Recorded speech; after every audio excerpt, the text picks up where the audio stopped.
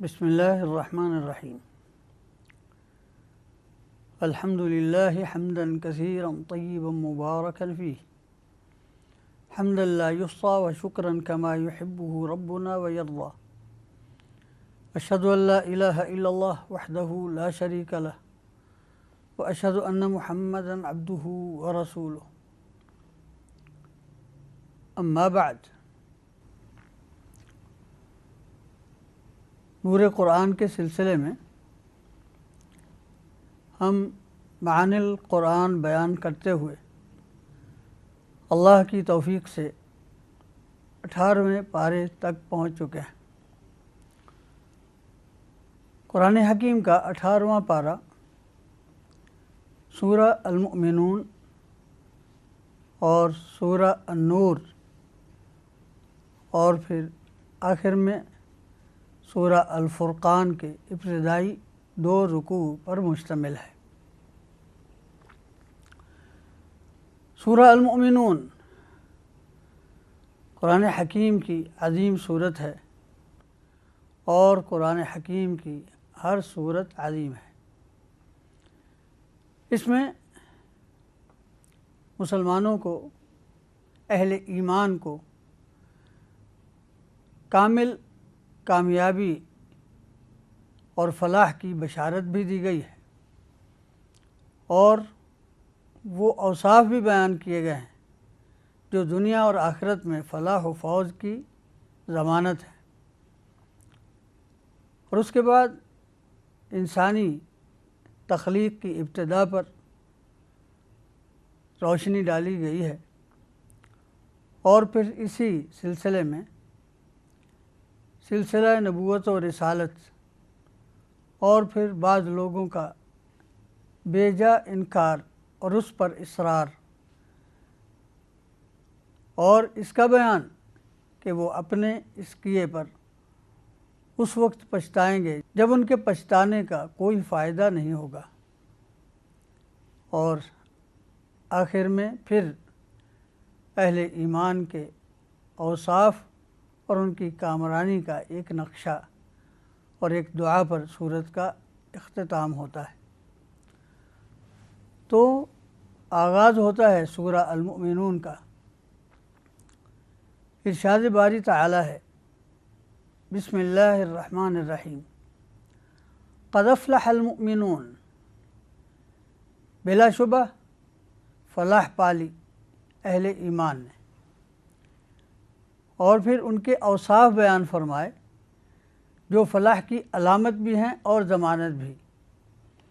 کہ جو اپنی نماز میں خشوع کرتے ہیں، یعنی ان کا دل بھی اللہ کے حضور جھکتا ہے اور ان کا جسم بھی اللہ کے حضور جھکتا ہے، اور وہ جو لغو کاموں سے، لغو باتوں سے دور رہتے ہیں، اور وہ جو زکوٰۃ پر کاربند رہتے ہیں۔ اس سے تزکیہ نفس بھی مراد ہے اور تزکیہ اموال بھی، اور وہ جو اپنی شرمگاہوں کو محفوظ رکھتے ہیں، الا علی ازواجہم او ما ملکت ایمانہم فانہم غیر ملومین، سوائے ان جگہوں سے جہاں اللہ نے انہیں اجازت دی ہے، یعنی ان کی بیویاں اور ان کی مملوکہ باندیاں، اور ساتھ ہی یہ تصریح بھی کر دی، فمن ابتغی وراء ذلک فاولئک هم العادون، جو اس سے ادھر ادھر کوئی راستہ تلاش کرتا ہے تو وہ حد سے تجاوز کر رہا ہے، اور اہل ایمان وہ ہیں کہ جو اپنی نماز پابندی سے ادا کرتے ہیں، اور فرمایا وہی ہیں جو وارث بنیں گے جنت فردوس کا اور اس میں ہمیشہ رہیں گے۔ اس کے بعد انسانی تخلیق کے ابتدائی مراحل سے لے کر اس کے آخر تک، بلکہ یہاں تک کہ ان سب کے بارے میں فرمایا ثم انکم بعد ذلک لمیتون، کہ تم سب نے ان تمام مراحل سے گزرنے کے بعد مرنا ہے، اور پھر مرنے کے بعد تمہیں اللہ کے حضور اٹھنا ہے اور اپنے اعمال کا جواب دینا ہے۔ اور اس بات پر استشہاد کیا اللہ تعالیٰ نے اپنی قدرت کاملہ سے اور نظام کائنات سے کہ ہم نے تمہارے سروں پر ایک کے اوپر ایک 7 آسمان پیدا کیے ہیں، اس کے باوجود ہم اپنی مخلوق اس کے مفاد سے غافل نہیں ہیں، وما كنا عن الخلق غافلین، اور ہمارا سارا نظام الٹپ نہیں ہے، ایک نظام کے تحت ہے۔ ہم آسمان سے پانی برساتے ہیں اور اندازے کے مطابق، اور اسے زمین پر ٹھہراتے ہیں جتنا ہم چاہتے ہیں، اور ہم اسے بالکل لے جانے پر بھی قادر ہیں۔ آسمان سے برسے ہوئے پانی کے ذریعے ہم تمہارے لیے باغات اگاتے ہیں اور اس سے تمہارے لیے پھل پیدا کرتے ہیں، اور اسی طرح ہم تمہارا رزق پیدا کرتے ہیں، اور اس رزق میں وہ ایک مبارک درخت بھی ہے جسے تم زیتون کا نام دیتے ہو، وہ تمہارے لیے جسم پر چکنائی کا باعث بھی بنتا ہے، اور تم اسے کھانے میں بھی استعمال کرتے ہو۔ اور جانور بھی ایسے کہ جن میں سے کچھ ایسے ہیں جن سے حاصل ہونے والا دودھ تمہاری خوراک بنتا ہے، اور کچھ ایسے جانور ہیں جو خود تمہاری خوراک بنتے ہیں۔ تو یہ سارا نظام بتاتا ہے کہ اس کا ایک مقصد ہے، یہ نہیں کہ تمہیں بیکار پیدا کیا گیا ہو۔ اور پھر اللہ کی رحمت ہے کہ اس نے انسانوں کی ہدایت کے لیے رسول بھیجے، اور اس سلسلے میں سب سے پہلے رسول حضرت نوح علیہ السلام کا تذکرہ ہوتا ہے، اور پھر انہوں نے اپنی قوم کو جو پیغام دیا اس کا تذکرہ ہوتا ہے، اور پھر ان کی قوم کے انکار کے بعد ان کی غرقابی کا تذکرہ ہوتا ہے، اور قوم نوح نے جو انکار کی وجہ بنائی اس کا بھی تذکرہ ہوتا ہے، کہ اس لیے کہ وہی وجہ کفار عرب اور دیگر کفار کے انکار کی، کہ وہ یہی کہتے رہے ما ھذا الا بشر مثلکم، کہ یہ تمہاری طرح کا انسان ہی تو ہے۔ اور ایک ان کی غلط فہمی یہ رہی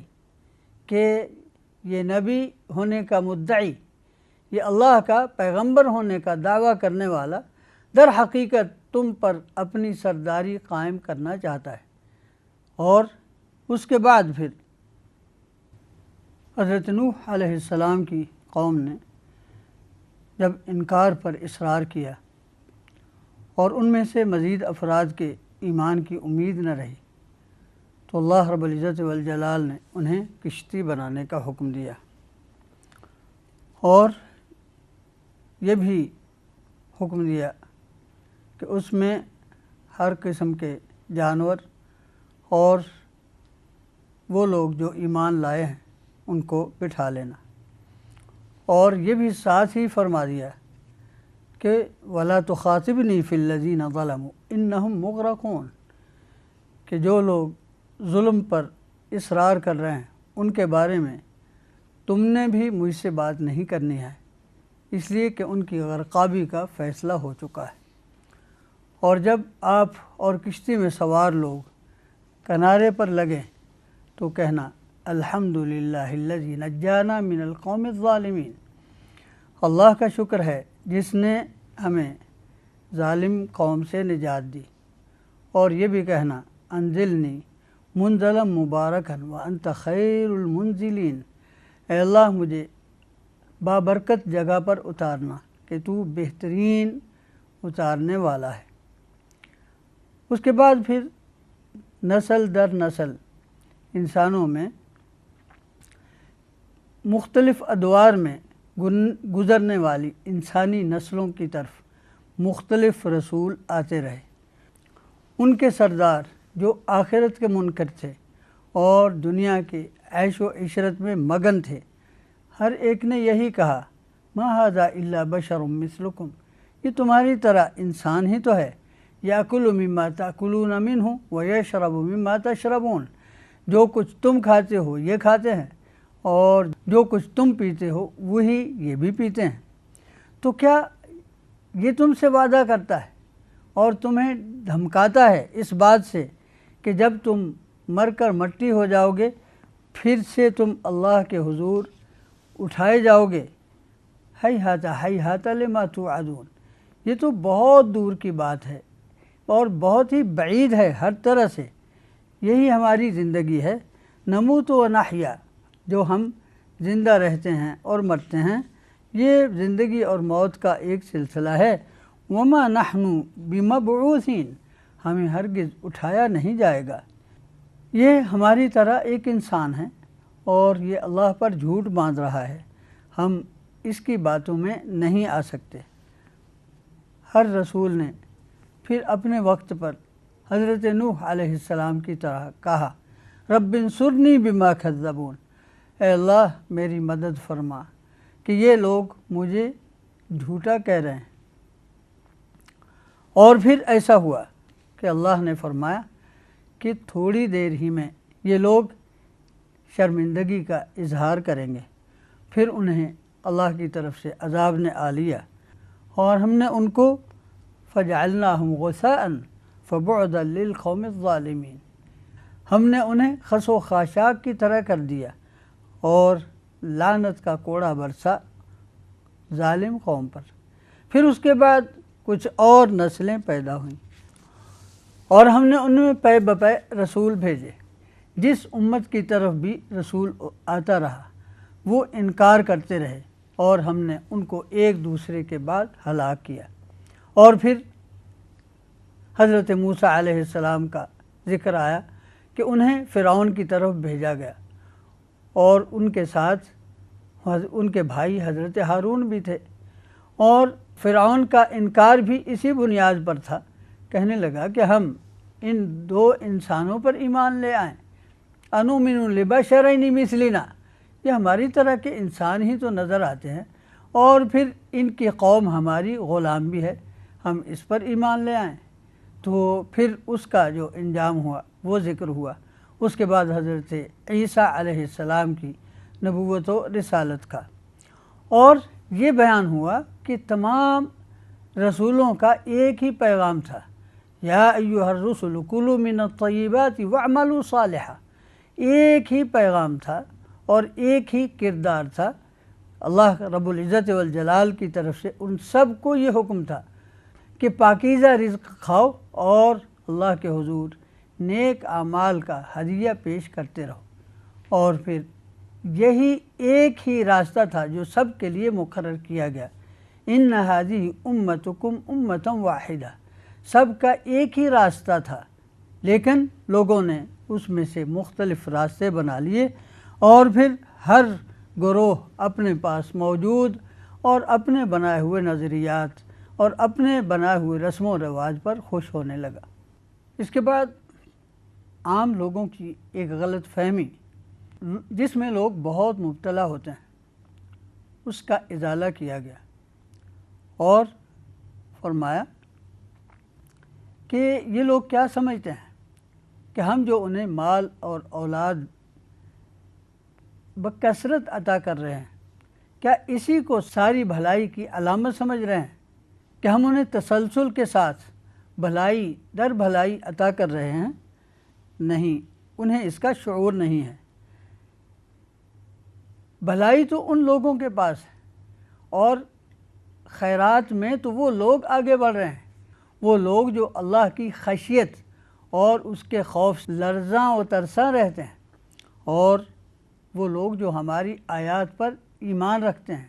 وہ لوگ جو اپنے رب کے ساتھ شرک سے باز رہتے ہیں، وہ لوگ جو بھی اعمال کرتے ہیں اس کے باوجود ان کے دل کانپتے رہتے ہیں اس بات سے کہ انہیں معلوم ہے کہ انہوں نے رب کے حضور پیش ہونا ہے۔ ان اوصاف کے حامل افراد وہ ہیں اولئک یسارعون فی الخیرات وہم لہا سابقون، وہ ہیں جو نیکی میں آگے بڑھ رہے ہیں اور نیکی کے میدان میں سبقت لے جا رہے ہیں۔ پھر ان کی بنیادی غلطی کی نشاندہی کی گئی کہ بات یہ ہے کہ وہ نازل شدہ کلام پر جو قرآن کی صورت میں اور اللہ کی طرف سے جو ہدایت نازل ہوئی ہے اس میں وہ غور و فکر ہی نہیں کرتے، بلکہ حق کے متعلق بھی یہ چاہتے ہیں کہ ان کی خواہشات کی پیروی کرے، جبکہ حقیقت یہ ہے کہ اگر حق ان کی خواہشات کا پیرو بن جائے تو پھر یہ نظام قائم رہنے کا نہیں، یہ سب کچھ برباد ہو کر رہ جائے۔ اور پھر آگے چل کر یہ فرمایا کہ کبھی یہ کہتے ہیں کہ یہ مجنون ہے، جبکہ حقیقت یہ ہے کہ آپ تو انہیں سیدھی راہ کی طرف بلا رہے ہیں۔ اِنَّكَ لَتَدْعُوهُمْ إِلَى صِرَاطٍ مُسْتَقِيمٍ، کہ آپ تو انہیں سیدھی راہ کی طرف بلا رہے ہیں۔ وَإِنَّ الَّذِينَ لَا يُؤْمِنُونَ بِالْآخِرَةِ عَنِ الصِّرَاطِ لَنَاكِبُونَ، اور حقیقت یہ ہے کہ جو آخرت پر ایمان نہیں رکھتے وہی ہے جو سیدھی راہ سے بھٹکے ہوئے ہیں۔ اور پھر آگے چل کر بیان ہوتا ہے کہ ان لوگوں کو آسمان و زمین کے نظام پر غور کرنا چاہیے کہ ہم کس طرح انہیں آنکھوں سے اور کانوں سے اور دیگر صلاحیتوں سے بہرہ مند کرتے ہیں، اور یہ سب کچھ اس لیے ہے کہ وہ اللہ کا شکر بجا لائیں، لیکن کس قدر کم شکر کرتے ہو۔ اور اللہ نے تمہیں زمین میں پیدا کیا، اور ان کا حال یہ ہے کہ ان نعمتوں کا شکر ادا کرنے کی بجائے وہ پہلے لوگوں کے راستوں پر چل نکلے ہیں، اور اسی طرح یہ بھی کہتے ہیں کہ یہی ہماری زندگی ہے کہ یہاں ہم جیتے مرتے ہیں، اور جب ہم مر جائیں گے اور مٹی ہو جائیں گے تو پھر ہم اٹھائے نہیں جائیں گے۔ اس قسم کا وعدہ ہم سے بھی ہوتا رہا اور ہم سے پہلے لوگوں کے ساتھ بھی ہوتا رہا، یہ تو پرانی کہانیاں ہیں۔ ان ھذا الا اساطیر الاولین، پرانے لوگوں کی داستانیں ہیں جو ہمیں سنائی جاتی ہیں۔ ان سے بھلا پوچھو کہ زمین کا بادشاہ کون ہے، اور اس میں جو کچھ ہے وہ سب کچھ کس کی ملکیت ہے؟ سب مل کر کہیں گے، بیک زبان کہیں گے کہ سب کا مالک اللہ ہے۔ پھر انہیں کہو کیا اس پر بھی تمہیں نصیحت نہیں آتی؟ آسمانوں کا رب کون ہے؟ ساتوں آسمانوں کا رب کون ہے؟ اور عرش عظیم کا رب کون ہے؟ بیک زبان کہیں گے کہ سب کا رب اللہ ہے۔ تو پھر انہیں کہو کہ کیا تم آسمانوں کے رب سے اور عرش عظیم کے رب سے ڈرتے نہیں؟ اور پوچھو ان سے کون ہے جس کے ہاتھ میں ہر چیز کی بادشاہی ہے، اور وہ جو پناہ دے سکتا ہے اور اس کے عذاب سے کوئی بھی پناہ دینے والا نہیں ہے، ایسی ہستی کون سی ہے؟ سب یہ کہیں گے کہ وہ تو اللہ ہے۔ تو پھر ان سے پوچھو کہ کیا تم پر جادو ہوتا ہے جو ادھر ادھر چل نکلتے ہو؟ بات اتنی ہے کہ اللہ نے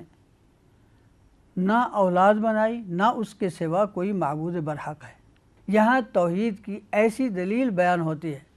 کہ جو معمولی عقل اور سمجھ رکھنے والا انسان بھی بآسانی سمجھ سکتا ہے۔ فرمایا اللہ کے سوا کوئی معبود نہیں ہے، اگر اور معبود ہوتے اذا لذهب كل الہ بما خلق، تو پھر تو ہر ایک اپنی اپنی مخلوق الگ کر لیتا اور اپنی سلطنت الگ کر لیتا، جبکہ تمہیں نظر آ رہا ہے ساری کائنات میں ایک ہی نظام ہے اور ایک ہی ہستی کے ہاتھ میں ہے، عالم الغیب والشہادہ، وہ جو غیب کو بھی جانتا ہے، حاضر کو بھی جانتا ہے، اور وہ اس سے بہت بلند اور پاک ہے جو وہ شرک کر رہے ہیں۔ سورت کے اختتام دعائیہ کلمات پر ہوتا ہے، قُل رَبِّ إِمَّا تُرِيَنِّي مَا يُوعَدُونَ رَبِّ فَلَا تَجْعَلْنِي فِي الْقَوْمِ الظَّالِمِينَ وَإِنَّ عَلَىٰ أَن نُّرِيَكَ مَا نَعِدُهُمْ لَقَادِرُونَ۔ اے اللہ، اگر میرے ہوتے تو ان کو وہ عذاب دکھا دے جس کا ان سے وعدہ ہوتا ہے، تو مجھے ظالموں کو انجام سے بچا لینا۔ اللہ رب العزت والجلال فرماتے ہیں کہ ہم اس بات پر قادر ہیں کہ جس چیز کا وعدہ ان سے کیا جا رہا ہے وہ ہم انہیں ابھی دکھا دیں، لیکن تمہارا فریضہ یہ ہے کہ اچھے طریقے سے ان کی باتوں کا جواب دیتے ہوئے انہیں دعوت حق دیتے رہو، اور اس سلسلے میں اگر کبھی وساوس آئیں تو ان سے اللہ کی پناہ مانگتے رہو، اور یہ تو ہوگا اللہ کا فیصلہ ہے جس دن کا ان سے وعدہ کیا جا رہا ہے، جب وہ ہوگا اور جب سور پھونکا جائے گا تو پھر ان کے درمیان کوئی نسب باقی نہیں رہے گا، اور نہ وہ ایک دوسرے سے سوال ہی کر پائیں گے۔ قیامت تو درکنار، جب اس کے پہلے مرحلے میں یہ موت کے مراحل سے گزریں گے تو وہیں ان میں سے ہر ایک کی زبان پر ہوگا، رب ارجعون، اے اللہ مجھے پھر سے واپس کر دے، لعلی اعمل صالحا فیما ترکت، امید ہے کہ میں اب اچھے عمل کروں گا۔ یہ بات تو وہ کہے گا ہی، لیکن اب ان کے درمیان پردہ حائل ہو جائے گا۔ اب اس دن کا انتظار کریں جب انہیں دوبارہ اٹھایا جائے گا، اور جب سور پھونکا جائے گا ان میں کوئی نسب نہیں ہوگا اور نہ یہ ایک دوسرے سے پوچھیں گے۔ اس وقت تو نامہ اعمال ہی انسان کا نسب نامہ ہے، جس کے میزان بھاری ہوئے یعنی نیکیوں کا پلڑا بھاری ہوا وہی لوگ فلاح پائیں گے، اور جن کا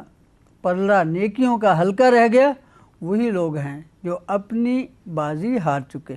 اور جہنم میں ہمیشہ رہیں گے، اور جہنم کی آگ ان کے چہروں کو جھلسائے گی، اور انہیں اس دن پوچھا جائے گا کیا ہماری آیتیں تم تک نہیں پہنچی تھیں؟ تو وہ اس دن اقرار کریں گے کہ ہم تو بدبختی کا شکار رہے، اور کہیں گے کہ اے اللہ ہمیں اس سے نکال لے، اگر ہم پھر سے ایسا کام کریں تو واقعی ہم بہت ہی ظالم ہوں گے۔ لیکن انہیں کہا جائے گا اخسؤوا ولا تکلمون، دور رہو، ہم سے بات نہیں کرو، تم دیکھتے نہیں تھے، تمہیں معلوم نہیں، انہ کان فریق من عبادی یقولون، تمہارے سامنے ہی تو ایسے لوگ تھے جو کہا کرتے تھے ربنا آمنا، اے ہمارے رب ہم ایمان لائے، فاغفر لنا وارحمنا، اے اللہ ہمیں معاف کر فرما اور ہم پر رحمت فرما، وانت خیر الراحمین، تو ہی سب سے بہتر رحم کرنے والا ہے۔ تو اس وقت تم نے ان کا مذاق اڑایا، فاتخذتموہ سخریا حتی انسوکم ذکری، اور میری یاد تو تم بھولے ہی رہے اور تم ان کی ہنسی اڑاتے رہے۔ آج ہم نے ان کو انعام دیا ہے کہ وہی کامیاب و کامران ہیں، کہ ان سے پوچھا جائے گا بھلا کتنا عرصہ رہے دنیا میں، تم کتنی دیر رہے؟ تو وہ کہیں گے یومن او بعض یوم، ایک دن یا دن کا بھی کچھ حصہ۔ تو کہا کہ اس دن یہ حسرت جو تمہیں لاحق ہوگی، اس کے لاحق ہونے سے پہلے پھر سے غور کر لو، افحسبتم انما خلقناکم عبثا وانکم الینا لا ترجعون، کیا تم سمجھتے ہو کہ ہم نے تمہیں بے مقصد پیدا کیا ہے اور تمہیں ہماری طرف پلٹنا نہیں ہے؟ فتعال اللہ الملک الحق لا الہ الا هو رب العرش الکریم، اللہ جو حقیقی بادشاہ ہے بیکار کاموں سے بہت بلند ہے، اس کے سوا کوئی معبود برحق نہیں، وہ عرش کریم کا رب ہے۔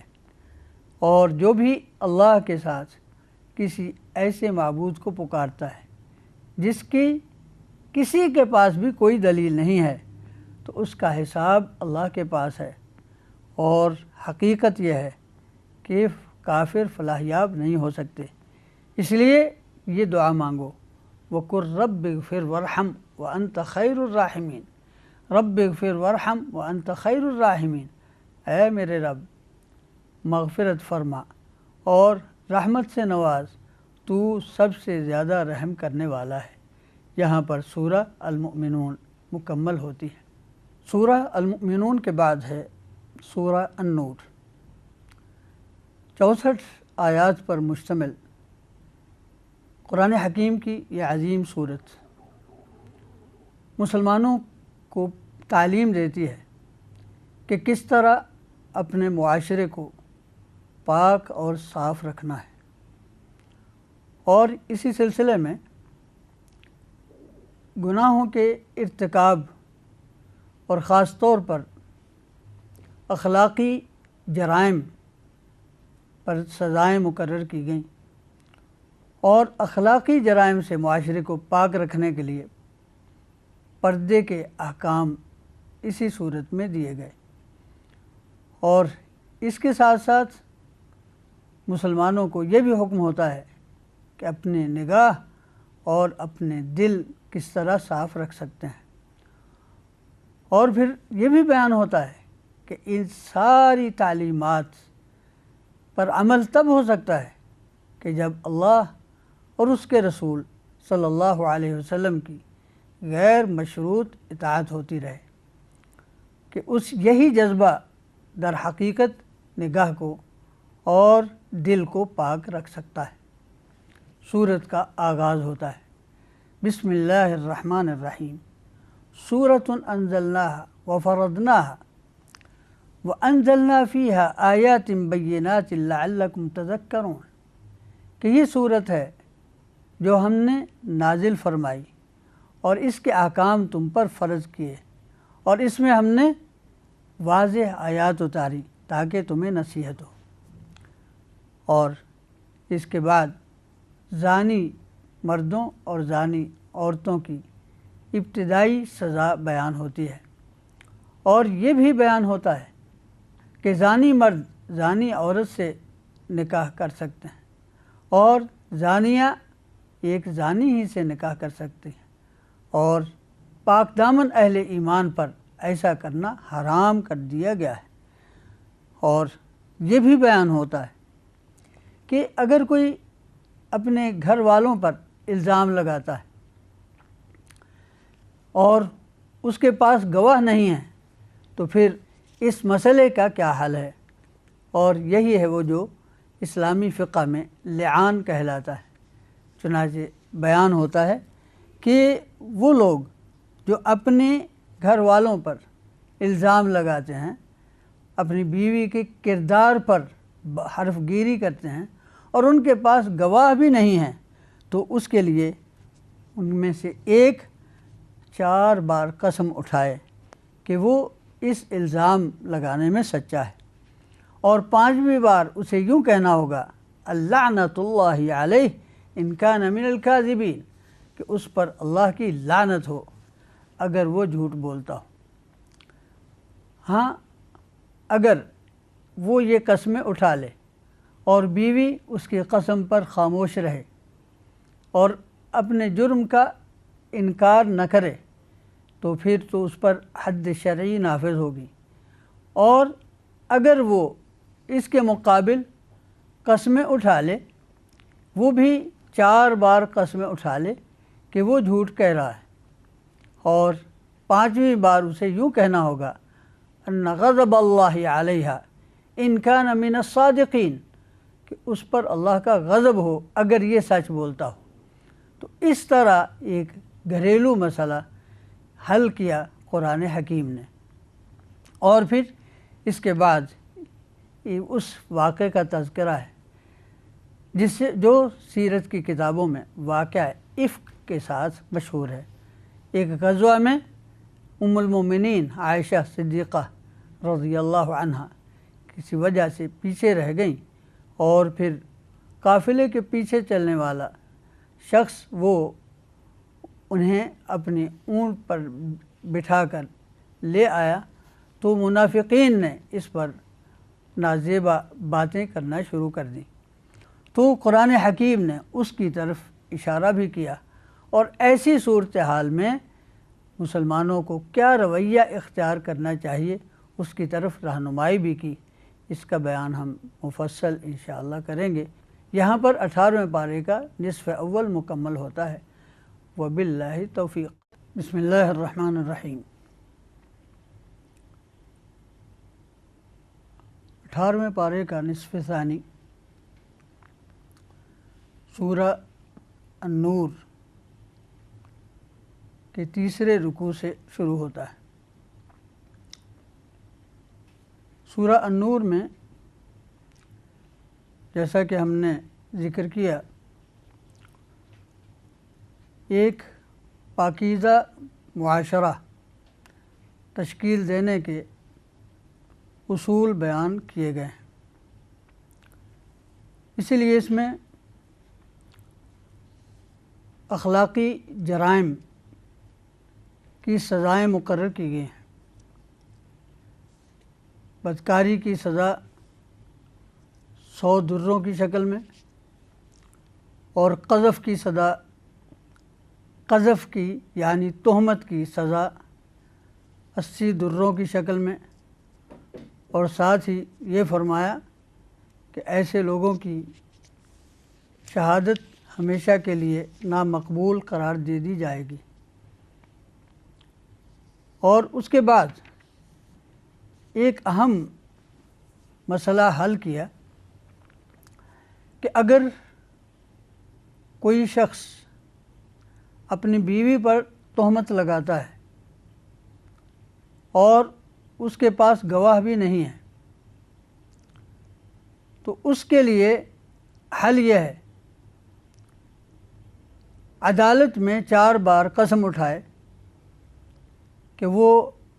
اس الزام لگانے میں سچا ہے، اور 5ویں مرتبہ یوں کہے کہ اگر وہ جھوٹا ہے تو اس پر اللہ کی لعنت ہو۔ اگر اس کے جواب میں بیوی خاموش رہتی ہے تو اس پر حد نافذ کر دی جائے گی، اور اگر وہ سزا سے بچنا چاہتی ہے تو اسے کہا گیا کہ وہ بھی 4 قسمیں اٹھائے کہ اللہ کی قسم یہ جھوٹ بولتا ہے، اور 5ویں مرتبہ یہ کہے گی کہ اس پر اللہ کا غضب ہو اگر وہ سچا ہو۔ اور یہ مظہر ہے اس بات کا کہ اسلامی معاشرہ کس قدر قانون کا پابند ہوتا ہے۔ کسی کو یہ اجازت نہیں ہے کہ الزام لگا کر خود ہی اپنی طرف سے کارروائی کر لے، اور جیسا کہ معلوم ہے احادیث میں اور اسی طرح فقہ کی کتابوں میں یہ مسئلہ تفصیل سے ذکر کیا گیا ہے کہ اگر کوئی شخص اس تہمت کے ساتھ اپنی بیوی کو قتل کرتا ہے تو اسے قصاص میں قتل کیا جائے گا۔ غیرت کے نام پر قتل اسلام میں قتل ہی اور قتل عمد ہی تصور ہوتا ہے۔ اگر کوئی اس قدر غیرت کا مظاہرہ کرنا چاہتا ہے تو اسے پھر خود کو اس کی سزا کے لیے بھی تیار رکھنا چاہیے اور سزا کے لیے خود کو پیش کرنا چاہیے۔ اس کے بعد واقعہ عفق کی طرف اشارہ کرتے ہوئے قرآن حکیم نے مسلمانوں کو بتایا کہ ایسے موقع پر مسلمانوں کا رویہ کیا ہونا چاہیے۔ فرمایا لولا اذ سمعتموہ ظن المؤمنون والمؤمنات بانفسہم خیرا، کہ اگر ایسی خبر تمہارے کانوں میں ڈالی جاتی ہے تو سب سے پہلے تمہیں یہ کہنا چاہیے کہ ایسا نہیں ہو سکتا۔ سب سے پہلے تو تمہارا رویہ یہ ہونا چاہیے کہ تم اہل ایمان اور اہل اسلام پر اچھا گمان رکھو، اور اس کے بعد فرمایا کہ تمہیں یوں کہنا چاہیے تھا کہ سبحانک ھذا بہتان عظیم، کہ عیب سے پاک تو اللہ ہی ہے، لیکن یہ بہت بڑا بہتان ہے۔ اور خاص طور پر معاملہ چونکہ ام المؤمنین عائشہ صدیقہ رضی اللہ عنہا کا تھا، اس لیے یہاں پر قرآن کا لہجہ بہت شدید ہے، اور فرمایا کہ اگر تم پر اللہ کا فضل نہ ہوتا، اس کی رحمت تمہارے شامل حال نہ ہوتی، تو یہ جیسی حرکت تم لوگوں نے کی، بے بنیاد بات کو آپس میں ایک دوسرے تک پہنچایا اور اسے معاشرے میں پھیلایا، اگر اللہ کا فضل اور اس کی رحمت تمہارے شامل حال نہ ہوتی تو تمہیں دنیا میں ایک بڑا عذاب اپنی پکڑ میں لے لیتا۔ اور فرمایا کہ تم اسے معمولی سمجھتے تھے، تحسبونہ ہینا وہو عند اللہ عظیم، اسے معمولی بات سمجھتے تھے، اللہ کے ہاں تو یہ بہت بڑی بات ہے۔ اور پھر یہ بھی تنبیہ کی، یعظکم اللہ ان تعودوا لمثلہ ابدا، اللہ تمہیں نصیحت کرتا ہے، گویا کہ وارننگ دیتا ہے کہ اس طرح کی حرکت دوبارہ نہیں ہونی چاہیے اگر تم مومن ہو۔ اور فرمایا کہ اللہ تعالیٰ تمہارے لیے آیات کھول کھول کر بیان فرماتا ہے۔ اسی طرح ایسے موقع پر یہ بھی نہیں ہونا چاہیے کہ اگر کسی سے کوئی بات نکل گئی ہے تو ہم اس کا بائیکاٹ ہی کر دیں۔ چنانچہ اگلی آیات کا پس منظر یہ ہے کہ حضرت ابوبکر صدیق رضی اللہ عنہ ایک صاحب پر خرچ کرتے تھے، ان کی کفالت کر رہے تھے، اور وہ بھی ان لوگوں میں شامل تھے جنہوں نے یہ تہمت لگائی تھی۔ تو انہوں نے قسم اٹھا لی کہ میں آئندہ سے اس کو خرچہ نہیں دوں گا۔ تو اللہ تعالیٰ نے فرمایا وَلَا يَأْتَ لِأُولِي الْفَضْلِ مِنْكُمْ وَالسَّعَةِ أَنْ يُؤْتُوا أُولِي الْقُرْبَى، کہ اہل فضل کو یہ ایسا نہیں کرنا چاہیے کہ قسم ہی اٹھا لیں کہ وہ ان لوگوں پر خرچ نہیں کریں گے، انہیں معافی اور درگزر سے کام لینا چاہیے۔ کیا وہ نہیں چاہتے کہ اللہ تعالیٰ انہیں معاف فرمائے؟ تو جب وہ خود اللہ تعالیٰ کے حضور معافی کے خواستگار ہیں تو انہیں بھی معافی سے کام لینا چاہیے۔ اور اس کے بعد پھر ان لوگوں کی سزا کا تذکرہ ہے کہ دنیا میں تو ان پر جو حد نافذ ہوگی وہ ہوگی، آخرت میں ایک دردناک عذاب ان کا منتظر ہے۔ چنانچہ فرمایا یومئذ یوفیہم اللہ دینہم الحق، کہ قیامت کے دن ان کے اس عمل کا پورا پورا بدلہ ان کو دیا جائے گا۔ وَيَعْلَمُونَ أَنَّ اللَّهَ هُوَ الْحَقُّ الْمُبِينُ، اس دن ان کو پتہ چلے گا کہ اللہ ہی حق ہے اور وہی سب سے واضح بڑی حقیقت ہے۔ اور پھر ام المومنین عائشہ صدیقہ رضی اللہ عنہا کی برات یہ فرما کر کی کہ الطیبات للطیبین والطیبون للطیبات اولئک مبرؤون مما یقولون لہم مغفرۃ ورزق کریم، کہ پاکیزہ مرد پاکیزہ عورتوں کے لیے ہیں اور پاکیزہ عورتیں پاکیزہ مردوں کے لیے ہیں۔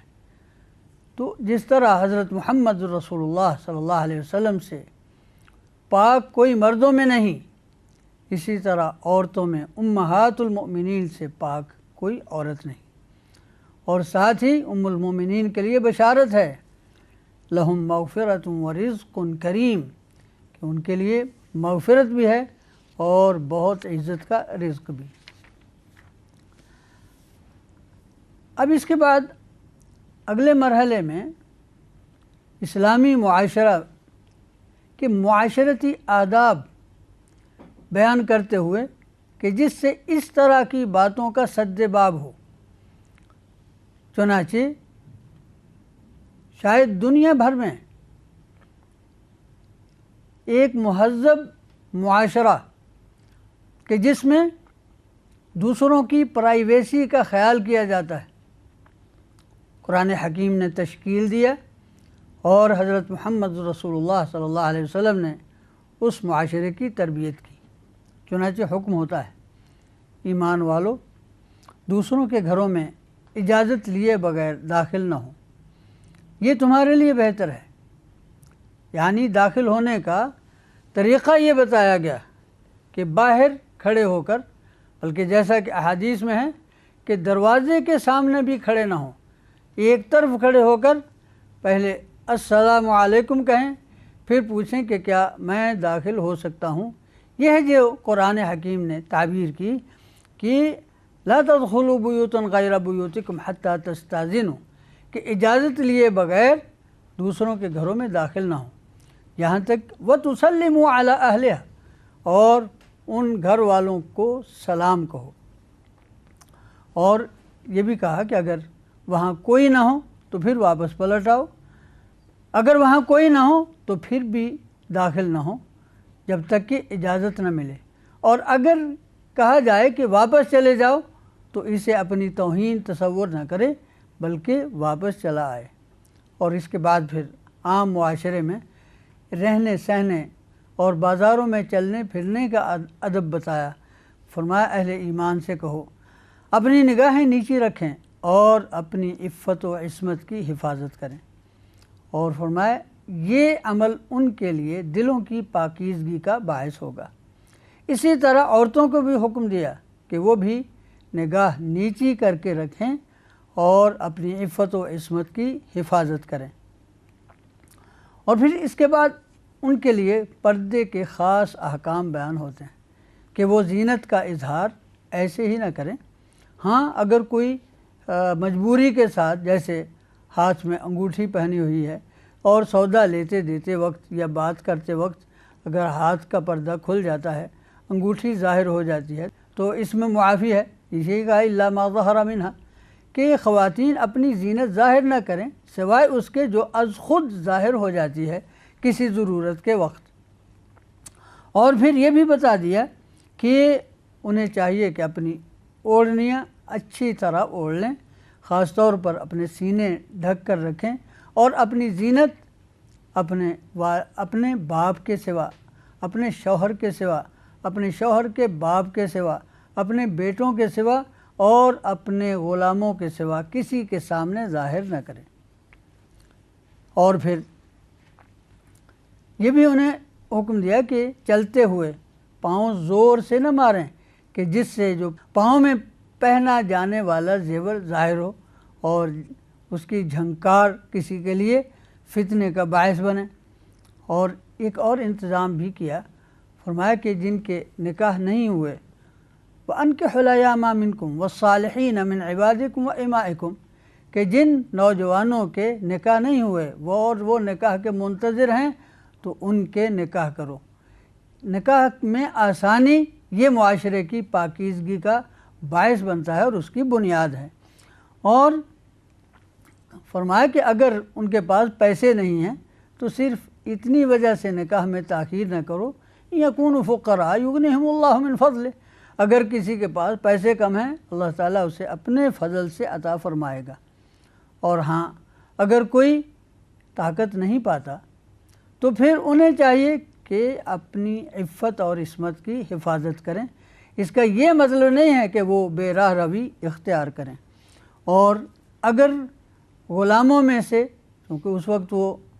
مملوک بھی بہت موجود تھے، اس لیے فرمایا کہ ان کی مالی مدد بھی اس سلسلے میں کرو۔ اور اس کے بعد باندیوں سے خاص طور پر کچھ لوگ اس زمانے میں اور بعض منافقین اور کفار اس میں بہت ملوث تھے کہ باندیوں سے وہ پیشہ کرواتے تھے، تو اس کا بھی قرآن نے ذکر کیا اور فرمایا کہ یہ کھلی کھلی آیتیں ہیں جو ہم تم پر نازل کرتے ہیں۔ اس کے بعد پھر قرآن حکیم لوگوں کو یاد کراتا ہے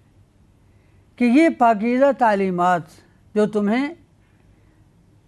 عطا کی جا رہی ہیں جبکہ تمہارے ارد گرد کس قدر اندھیرا ہے۔ ایک طرف یورپ میں، مغرب میں بیرا روی اور عریانی کی تہذیب اپنے عروج پر تھی، اور دوسری طرف ایران اور ہند میں مذہب نے بھی عریانی کی شکل اختیار کی ہوئی تھی۔ تو ایسے صورت میں اتنے پاکیزہ احکام یہ اللہ تبارک و تعالی ہی دے سکتا ہے، اور فرمایا اللہ نور السماوات والارض،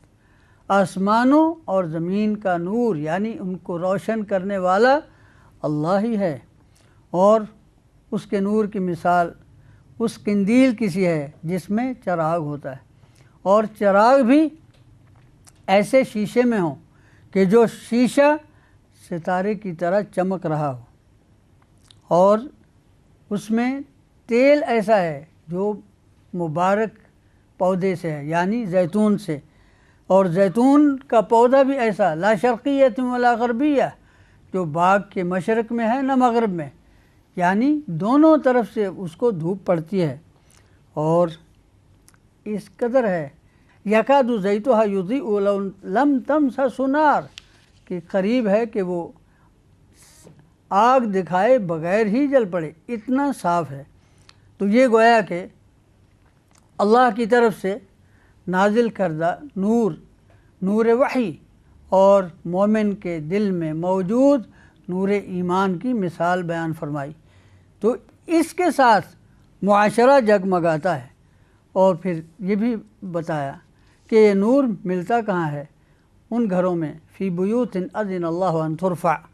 ان گھروں میں جن کے متعلق اللہ نے حکم دیا ہے کہ ان کی تعظیم ہونی چاہیے، اور جہاں صبح و شام اللہ کا ذکر کرنے والے بندے بیٹھے رہتے ہیں، جنہیں کوئی بھی چیز اللہ کے ذکر سے غافل نہیں کرتی، بلکہ ان کے دل اس دن کے خوف سے لرزاں و ترساں رہتے ہیں کہ جس دن کچھ لوگوں کی آنکھیں پھٹی کی پھٹی رہ جائیں گی اور دل بھی ان کے اختیار سے باہر ہو جائیں گے۔ اس کے بعد بیان ہوتا ہے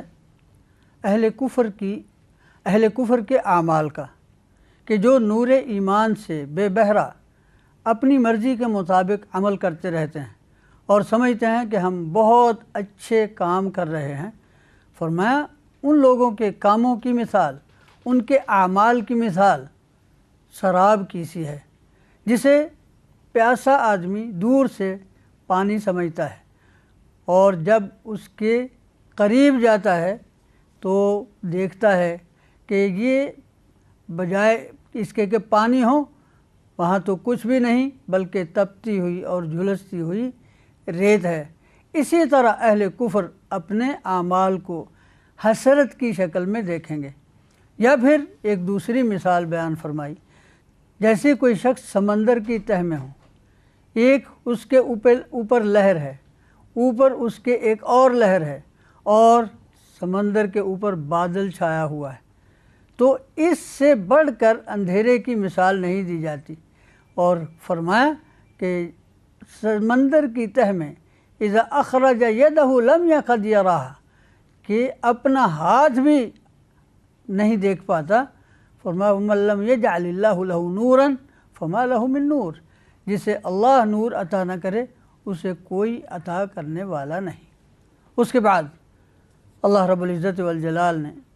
انفس و آفاق میں اپنے نشانات کی طرف متوجہ کیا کہ زمین و آسمان اور اس میں جو کچھ ہے سب کے سب اللہ کی تسبیح کر رہے ہیں، پرندے بھی چہچہا کر اللہ کے حضور گویا کہ نماز ادا کر رہے ہیں۔ ان سب کو اپنی نماز کا بھی، اپنی عبادت کا بھی پتہ ہے اور اپنی تسبیح کا بھی۔ کل قد علم صلاتہ و تسبیحہ، اور فرمایا کہ وہی تو ہے جو بادل چلاتا ہے اور جہاں اس کا حکم ہوتا ہے وہاں مہ برساتا ہے، اور بادل سے پانی برسنے کا منظر کس قدر خوبصورت ہے، فَتَرَى الْوَدْقَ يَخْرُجُ مِنْ خِلَالِهِ، کہ اس میں سے پانی نکلتے ہوئے تم دیکھتے رہ جاتے ہو، اور پھر وہ اسی میں سے کبھی کبھی برف بھی برسا دیتا ہے، اور کبھی وہ اس قدر چمکتا ہے کہ دیکھنے والی آنکھیں ان کے نابینا ہونے کا اندیشہ ہوتا ہے۔ اور پھر فرمایا کہ وہی رات دن کو ایک دوسرے کے پیچھے چلاتا ہے، اس نے طرح طرح کے حیوان پیدا کیے، اور جانداروں میں کچھ ایسے ہیں جو سیدھی قامت سے چلتے ہیں، کچھ ایسے جو پیٹ کے بل چلتے ہیں، جو 4 ٹانگوں پر چلتے ہیں۔ تو اس طرح یہ سارے کے ساری اللہ کی مخلوق ہے، اور اللہ ہر چیز پر قادر ہے، اور تم پر یہ اللہ کا فضل ہے کہ اس نے تمہاری ہدایت کے لیے واضح آیات اتاری ہیں، اور اللہ تعالیٰ جسے چاہے سیدھی راہ کی طرف ہدایت دیتا ہے۔ گویا کہ یہ اللہ کا کرم جانو کہ تمہیں سیدھی راہ بتا دی۔ لیکن انسانوں میں کچھ ایسے ہوتے ہیں کہ جو بظاہر کہتے ہیں ہم ایمان لے آئے، لیکن دلوں میں نفاق اور کفر چھپائے رکھتے ہیں۔ جب انہیں اللہ اور اس کے رسول کے احکام سنائے جاتے ہیں تو ان کی پیروی کرنے کے بجائے منہ موڑ کر چل دیتے ہیں، اور ان کی حالت یہ ہوتی ہے کہ اگر انہیں اس میں کچھ مفاد نظر آئے تو پھر ضرور لوگوں سے پوچھتے ہیں کہ اللہ اور اس کے رسول کا حکم کیا ہے۔ لیکن اگر انہیں معلوم ہو کہ قرآن کے حکم کے مطابق یا سنت کے حکم کے مطابق ان کا کوئی حصہ نہیں بنتا، ان کا کوئی حق نہیں نکلتا، پھر اس کی روشنی میں فیصلہ کرانے سے کتراتے ہیں۔ اللہ تعالیٰ نے فرمایا کیا تم سمجھتے ہو کہ اللہ اور اس کا رسول صلی اللہ علیہ وسلم تمہارے ساتھ نافرمانی کریں گے؟ نہیں، حقیقت یہ ہے کہ وہی لوگ ظالم ہیں۔ اور اہل ایمان کا رویہ تو ایک ہی ہے کہ جب انہیں اللہ اور اس کے رسول صلی اللہ علیہ وسلم کی طرف بلایا جائے کہ ان سے فیصلہ کروا لو، تو ان کی زبان پر ایک ہی لفظ آتا ہے، سمعنا و اطعنا، کہ ہم نے سنا، ہم نے مانا، اور اس کے سوا ان کی زبان پر کچھ اور نہیں آتا۔ اس مقام پر اللہ رب العزت والجلال نے اہل ایمان سے وعدہ فرمایا، وعد اللہ الذین آمنوا منکم وعملوا الصالحات لیستخلفنہم فی الارض کما استخلف الذین من قبلہم، کہ اللہ کا وعدہ ہے تم میں سے ان لوگوں کے ساتھ جو ایمان لائے اور عمل صالح کرتے رہے کہ ان کو زمین میں خلافت عطا فرمائے گا، اور وہ اپنے دین کہ جو اللہ کے ہاں پسندیدہ ہے اس کی روشنی میں زندگی بسر کر سکیں گے، اور ہر طرح کے خوف سے ان کو نجات دلا دی جائے گی، اور وہ بالکل امن سے زندگی بسر کریں گے۔ اور اللہ کا یہ وعدہ خلافت راشدہ کی صورت میں پورا ہوا۔ اس کے بعد ایک مرتبہ پھر پردے کے کچھ احکام بیان ہوتے ہیں، اور اس کے بعد آخر میں پھر یہ بتایا گیا کہ یہ ساری برکات، معاشرے کی یہ پاکیزگی اللہ اور اس کے رسول صلی اللہ علیہ وسلم کی غیر مشروط اطاعت کی مرہون منت ہے۔ اور رسول کا ایک ادب بھی ہے کہ لا تجعلوا دعاء الرسول بینکم کدعاء بعضکم بعضا، کہ جب رسول صلی اللہ علیہ وسلم تمہیں کسی کام سے بلائیں تو اسے اس طرح نہ سمجھو جیسے تم ایک دوسرے کو کوئی کام کہتے ہو کہ کیا نہ کیا۔ اور ایک معنی اس کا یہ بھی کیا گیا ہے کہ جس طرح ایک دوسرے کو نام لے کر بلاتے ہو، ہمارے رسول صلی اللہ علیہ وسلم کو اس طرح نہیں بلانا ہے۔ اور یہ بھی فرما دیا کہ جو لوگ ہمارے رسول کے حکم سے سرتابی کرتے ہیں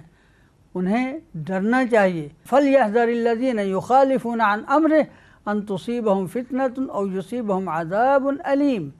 کہ جو ہمارے رسول کے حکم سے سرتابی کرتے ہیں انہیں خوف رکھنا چاہیے، ایسا نہ ہو کہ وہ کسی فتنہ میں مبتلا ہو جائیں، اور ایسا نہ ہو کہ دردناک عذاب انہیں اپنی لپیٹ میں لے لے۔ اور سورت کا اختتام ہوتا ہے اس عظیم آیت پر، الا ان للہ ما فی السماوات والارض، آگاہ رہو آسمانوں اور زمین میں جو کچھ ہے سب اللہ کی ملکیت ہے۔ قد یعلم ما انتم علیہ، جس عقیدے اور جس کردار پر تم ہو وہ خوب جانتا ہے۔ وَيَوْمَ يُرْجَعُونَ إِلَيْهِ، اور ایک دن تم نے اس کے حضور پلٹنا ہے۔ فَيُنَبِّئُهُم بِمَا عَمِلُوا، اور وہ انہیں ان کے اعمال کی خبر دے گا۔ وَاللَّهُ بِكُلِّ شَيْءٍ عَلِيمٌ، اور وہ ہر چیز کا علم رکھتا ہے۔ اور اس کے بعد ہے سورۃ الفرقان، اس کی 77 آیات میں سے 20 آیات 18ویں پارے میں شامل ہیں، اور اس کا آغاز قرآن حکیم کے تذکرے سے ہوتا ہے۔ اللہ رب العزت والجلال فرماتے ہیں، بسم اللہ الرحمن الرحیم، تبارک الذی نزل الفرقان علی عبدہ لیکون للعالمین نذیرا، بابرکت ہے وہ جس نے اپنے بندے پر الفرقان نازل فرمایا تاکہ وہ تمام اہل جہان کو اللہ کا پیغام سنا کر ڈرائے۔ اور اللہ وہ ہے کہ جو آسمانوں اور زمین کا بادشاہ ہے۔ وَلَمْ يَتَّخِذْ وَلَدًا، اس نے کوئی اولاد نہیں بنائی، نہ کوئی اس کا کوئی بادشاہت میں شریک ہے۔ وَخَلَقَ كُلَّ شَيْءٍ، ہر چیز کا وہی خالق ہے۔ وَقَدَّرَهُ تَقْدِيرًا، اور ہر شے کی تقدیر بھی اسی نے مقرر کی ہے۔ اور اسے چھوڑ کر ایسے ہستیوں یا نیستیوں کو معبود بنا رہے ہیں جو کوئی چیز بنا نہیں سکتے، بلکہ وہ خود مخلوق ہیں اور اپنی جان کے بھی کسی نفع اور نقصان کے مالک نہیں ہیں۔ نہ وہ زندگی کے مالک ہیں، نہ موت کے مالک ہیں، اور نہ مرنے کے بعد اٹھنے کے خود مالک ہیں۔ اور پھر اس کے بعد اہل کفر کے کچھ اعتراضات ذکر کیے جو وہ قرآن پر اور اسی طرح حضرت محمد رسول اللہ صلی اللہ علیہ وسلم پر کرتے تھے۔ قرآن پر تو انہوں نے بے بنیاد اور نامعقول بات کی کہ یہ کلام جھوٹ پر مشتمل ہے اور یہ انہیں کوئی اور سکھاتا ہے، کوئی اور ان کی مدد کرتا ہے، کسی کے تعاون سے اس کی تالیف کر رہے ہیں۔ فرمایا کہ بہت بڑا جھوٹ ہے۔ اور کچھ لوگوں نے کہا کہ یہ پہلی کہانیوں پر مشتمل ہے، اساطیر الاولین اکتتبھا فہی تملی علیہ بکرۃ واصیلا، یہ کہیں سے نقل کر لی ہیں یا کوئی صبح و شام انہیں ڈکٹیٹ کرا کر چلا جاتا ہے۔ انہیں کہو کہ یہ تو وہ علم ہے جو اللہ نے اپنے بندے پر نازل فرمایا ہے۔ قل انزلہ الذی یعلم السر فی السماوات والارض، یہ اس کا کلام ہے جو آسمان و زمین کا ایک ایک راز جانتا ہے۔ انہ کان غفورا رحیما، وہ ایسی باتوں کے باوصف اگر تمہیں فوراً اپنی پکڑ میں نہیں لیتا تو اس کی وجہ یہ ہے کہ وہ بخشنے والا مہربان ہے۔ اور کچھ لوگوں نے رسول صلی اللہ علیہ وسلم پر یہ اعتراض کیا کہ یہ کیا بات ہوئی کہ یہ کھانا بھی کھاتا ہے، بازاروں میں بھی چلتا پھرتا ہے، اور اس کے ساتھ کوئی فرشتہ بھی نہیں آتا کہ اس کے آگے پیچھے وہ آواز لگاتا رہے، اور یا پھر اس کے پر کوئی خزانہ ہوتا یا اس کے کوئی باغات ہوتے جس میں سے یہ خود تو کھاتا۔ اور کچھ ظالم تو اس حد تک پہنچے کہ کہا ان تتبعون الا رجلا مسحورا، تم تو ایک سحر زدہ شخص کے پیچھے چلے ہو۔ یہ کیسی کیسی باتیں بناتے ہیں، اور انہی اپنی بنائی ہوئی باتوں کے سبب سے وہ گمراہی کا شکار ہوتے ہیں اور سیدھی راہ کی طرف آ نہیں پاتے۔ اس کے بعد چند آیات میں اللہ رب العزت والجلال فرماتا ہے کہ اللہ تعالیٰ اگر چاہتا، جس نے قرآن نازل کیا ہے، جس نے تمہیں رسالت عطا کی ہے، اگر وہ چاہتا تو تمہارے لیے جس طرح کے باغات، جس طرح کے محلات کا یہ تصور کرتے ہیں یا یہ مطالبہ کرتے ہیں، اس سے کہیں بہتر اللہ تعالیٰ تمہیں عطا کر دے۔ اس طرح کی باتیں بنانے کی بنیادی وجہ یہ ہے کہ یہ قیامت پر یقین نہیں رکھتے اور انہیں پتہ نہیں کہ ہم نے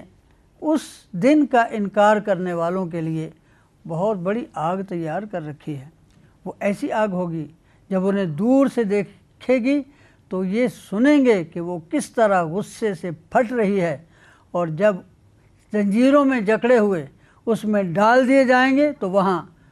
موت کو پکاریں گے، اور اس وقت انہیں کہا جائے گا آج ایک موت کو نہیں بہت سی موتوں کو پکارو۔ اور اے محمد صلی اللہ علیہ وسلم ان سے پوچھو بھلا یہ انجام بہتر ہے یا ہمیشہ ہمیشہ جنت میں رہنا، جس کی دعوت اور جس میں داخل ہونے کا طریقہ تمہیں قرآن اور حضرت محمد صلی اللہ علیہ وسلم سکھا رہے ہیں۔ اور پھر آخر میں کہا کہ ہم نے جتنے بھی رسول تم سے پہلے بھیجے وہ سب کے سب کھانا بھی کھاتے تھے اور بازاروں میں چلتے پھرتے بھی تھے۔ وَجَعَلْنَا بَعْضَكُمْ لِبَعْضٍ فِتْنَةً أَتَصْبِرُونَ وَكَانَ رَبُّكَ بَصِيرًا، کہ ہم اسی طرح تم میں سے ایک دوسرے کو آزمائش کا ذریعہ بناتے ہیں، اور وہ دیکھتا ہے کہ کیا بھلا تم صبر کرتے ہو، اور تمہارا رب تم سب کو دیکھ رہا ہے۔ یہاں پر 18واں پارہ مکمل ہوتا ہے۔ وباللہ تعالی التوفیق۔